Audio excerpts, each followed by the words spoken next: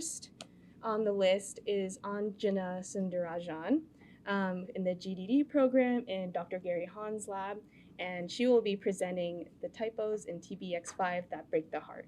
Let me ask you a question. Can your heart break before you're even born? Most of us need at least a few bad life choices for that.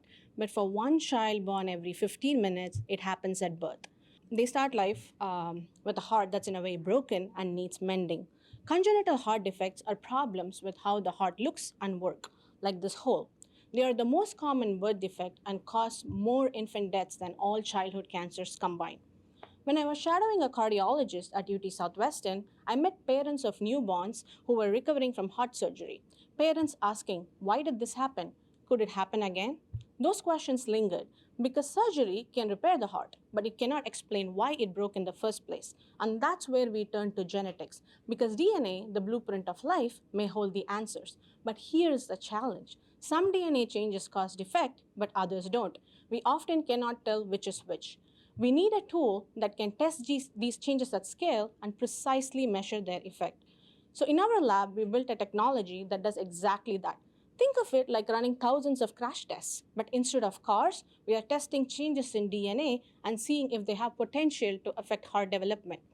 We started with a key heart development gene called TBX5, one where some mutations are known to cause defects, but many remain a mystery.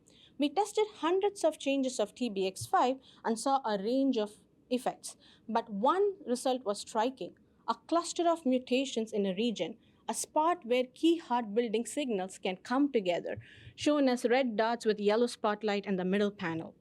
So when this coordination falters, heart blueprint can be misread and can give us clues about how it is formed. And when we looked at this exact region for DNA mutations in healthy individuals, it was completely blank. Suddenly, the picture was clearer. This mutation was so important that it barely made it into healthy individuals. So what? Today, when doctors find mutations in babies, they often cannot tell if it's harmless or dangerous. But technology like ours can help strengthen the evidence of which mutations likely matter. And it's also crucial for gene therapies. The first successful gene therapy treatment was only possible because scientists knew exactly which DNA region to look at, a feat possible by technology like this. My work brings that idea to the heart and potentially can be scaled to other diseases. So one day when a parent asks, why did this happen to my kid? We are one step closer to giving an answer and make sure the only broken hearts in the future come from bad decisions and not birth defects. Thank you.